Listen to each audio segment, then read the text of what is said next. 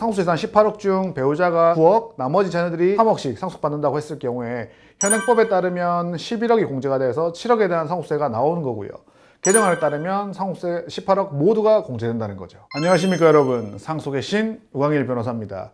여러분, 최근에 뉴스로 상속세 개편안에 대해서 엄청나게 많은 기사가 쏟아지고 있잖아요. 그래서 이번 영상에서는 저와 함께 우리 상속세 개편안을 정부 거, 여당 거, 야당 거 이렇게 종합적으로 한번 살펴보는 시간을 갖도록 하겠습니다. 그런데 여러분, 갑자기 왜 상속세 개편안이 이 타이밍에 나오기 시작했을까요? 이 기사에서 볼 수 있듯이 2025년 1월 기준으로 서울 아파트가 최고가를 찍었다고 합니다. 그리고 토지 허가거래구역 해제 이후에 강남 아파트 3구 상승률이 최대치를 찍었다고 하죠. 그 이후로 다시 용산까지 포함해서 토지 거래 허가구역이 재지정됐죠. 이제 이런 상황이 되다 보니까 부모님이 아파트 한 채 가지고 계시다가 돌아가시면 아파트 한 채를 상속받아도 상속세가 나오게 되는 거예요. 그러니까 이런 기사들도 뜨기 시작하는 거죠. 직장인들이 상속세를 공부할 수밖에 없는 상황이 됐다. 그리고 상속세 개편에 관한 설문조사 결과로도 상속세를 개편해야 된다는 것에 대해서 일반 국민들이 80% 정도 동의를 하셨고요. 유사한취득세로 전환해야 된다는 것에 대해서도 70% 정도 동의를 하셨습니다. 여러분,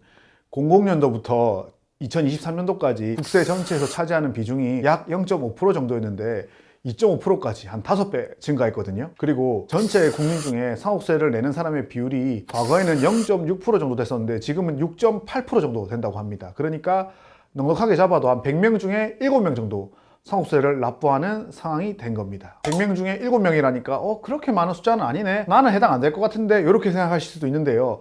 사시다 보면 생각보다 본인이 상속세 납부 대상자가 되는 경우가 굉장히 많습니다. 그리고 상속세를 부과하는 방식에 대해서도 변경이 있다는 얘기가 나왔거든요.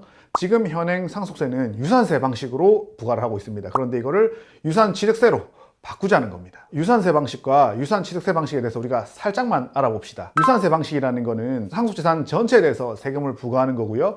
유산취득세라는 거는 받은 사람 기준으로 상속세를 부과하겠다는 겁니다. 쉽게 제가 예를 들어 설명하면, 예를 들어 상속재산이 100억이라고 하겠습니다. 그러면 유산세 방식으로 하면 100억을 통으로 상속세를 계산하는 것이 되고요. 유산취득세 방식은 예를 들어서 상속인이 5명이라고 하면 20억, 20억, 20억, 20억, 20억 받았다고 했을 때 1인당 20억을 기준으로 상속세를 계산하는 것이 됩니다. 그런데 상속세를 100억을 기준으로 계산했을 때와 20억을 기준으로 계산했을 때는 그 납부 액수가 엄청나게 차이가 납니다. 우리나라 상속세 세율 구간이 갈수록 올라간단 말이에요. 그러니까 일반 국민들 입장에서 상속세 부과 방식이 유산세에서 유산취득세로 바뀌면 납부해야 될 상속세액은 100% 줄어들게 된다는 거죠. 그리고 유산취득세로 전환해야 된다는 것에 대한 합리적인 근거도 몇 가지가 있습니다.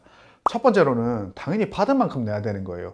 내가 20억 받았으면 20억에 대한 세금을 내야 되는데 100억을 기준으로 계산해서 상속세를 납부하다 보니까 이거는 억울하다는 거죠. 두 번째로, 지금 증여세는 유산취득세로 하고 있거든요. 근데 상속세는 유산세 방식으로 한단 말이에요. 근데 상속이나 증여 모두 어차피 무산이전이란 말이에요, 부에. 그렇다면 똑같은 방식으로 과세하는 게 맞다라는 의견이라는 거죠. 자, 지금까지는 우리가 상속세에 대해서 대략적인 사항을 한번 저와 살펴봤습니다. 그러면 지금부터는 정부가 제출한 상속세 개편안에 대해서 조금 살펴보도록 하겠습니다. 첫 번째는 자녀 등에 대한 공제 개편입니다. 지금 자녀와 관련된 공제는 우리가 상속세를 납부할 때 일괄공제 5억을 선택하거나 기초공제 2억 원에다가 자녀 수에 따라 1인당 5천만 원씩 추가되는 공제를 선택해서 우리가 적용을 하는데 대부분 일괄공제를 선택하게 됩니다. 그러니까 기초공제랑 자녀공제를 받아서 일괄공제 5억까지 도달하려면 자녀가 6명이어야 되거든요. 기초공제 2억 원에다가 5천만 원 곱하기 6명을 해야 3억이니까 그래야 5억 맞춰지는 거예요. 그러니까 자녀가 1명이든 6명이든 공제되는 액수가 똑같은 거예요. 이에 대한 정부의 개정안은 뭐냐? 자녀 1인당 5억 원씩 공제해 주겠다는 거죠. 여러분, 제가 쉽게 예를 들어 설명해 볼게요. 미성년자인 14녀 9세 자녀가 2명만 상속받는 상황을 가정해 보도록 하겠습니다. 그러면 현행법에 따르면 뭐예요? 당연히 일괄공제죠. 왜냐하면 6명이 안 되니까 일괄공제 5억을 하는 게 훨씬 이익이잖아요. 그러면 일단 현행법에서는 5억 원 상속공제가 되거든요. 그런데 정부 개정안에 따르면 11.5억 원이 공제가 되게 됩니다. 왜냐하면 기본적으로 1인당 5억씩 공제가 들어가고 미성년자 공제 남은 시간만큼에다가 곱하기를 하는 거니까 11.5억까지 공제가 가능하게 된다는 거죠. 그러니까 국민들의 세부담이 훨씬 줄어든다는 겁니다. 두 번째는 배우자 공제를 합리화하겠다는 겁니다. 현행 배우자 공제는 기본적으로 배우자가 실제 상속한 부분 하고요. 그 다음에 최저로 보는 거는 5억 원이고요. 안 받아도 5원까지는 해줍니다. 그리고 최대는 30억과 법정 상속분 중에 작은 거, 요 세 가지를 기준으로 배우자 공제액을 계산하게 됩니다. 그러니까 배우자가 있으면 최소 5원까지는 공제가 된다는 거죠. 정부의 개정안은 기본과 최대는 똑같이 놔두고 최저에서 법정 상속분을 초과하더라도 10억 원까지는 해주겠다는 겁니다. 결국 배우자가 상속받은 재산이 10억 미만이라 하더라도 법정 상속분 우리 기본 위에 있는 거 이거랑 상관없이 10억 이하는 전부 상속세 안 내게 하겠다는 거죠. 그러면 배우자만 있다면 공제되는 최소액이 현행법은 5억인데 개정안은 10억까지 된다는 겁니다. 그러면 배우자와 자녀 3명이 있고요. 상속재산이 18억인 경우 계산을 한번 해보겠습니다. 그 18억을 배우자가 9억, 자녀들이 각 3억씩 받았다고 가정해 보겠습니다. 현행법에 따르면 배우자 공제는 6억이 되고요. 자녀들 공제는 일괄 공제 5억을 받아서 총 11억이 공제됩니다. 왜냐하면 배우자 공제를 할 때는 우리 세 가지 기준으로 한다 했잖아요. 그 중에 이제 법정 상속분대로 하면 배우자가 6억이 되기 때문에 6억을 공제해 준다는 겁니다. 그런데 개정안에 따르면 배우자는 최소 10억, 자녀들은 5억씩 하니까 상속세 공제액이 18억 전부 다 되는 거죠. 자, 그러면 정리를 하면 상속재산 18억 중 배우자가 9억, 나머지 자녀들이 3억씩 상속받는다고 했을 경우에 현행법에 따르면 11억이 공제가 돼서 7억에 대한 상속세가 나오는 거고요.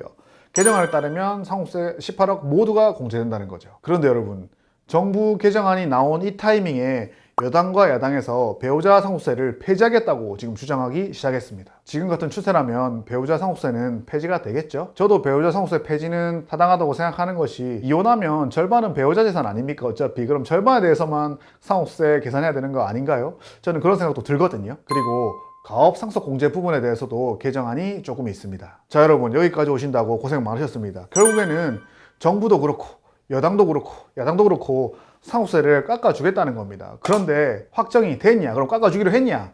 아닙니다. 지금까지 전혀 아무것도 확정된 게 없습니다. 아마 상속 부분에 관심이 많은 분들은 상속세 관련해서 유튜브 영상이나 기사가 올라오면 계속 확인하고 엄청난 조회수를 기록하는 걸 제가 많이 봤는데요. 사실은요, 그거는 말뿐이지 된 건 아무것도 없습니다. 그러니까 되기 전까지는 그런 말들에 여러분들이 현혹될 필요가 없습니다. 만약 이게 실제로 법률로 통과된다면 제가 제일 먼저 정리해서 여러분들에게 알려드리도록 하겠습니다. 오늘은 여기까지 하고 저는 더욱더 좋은 영상으로 돌아오도록 하겠습니다. 안녕히 계십시오.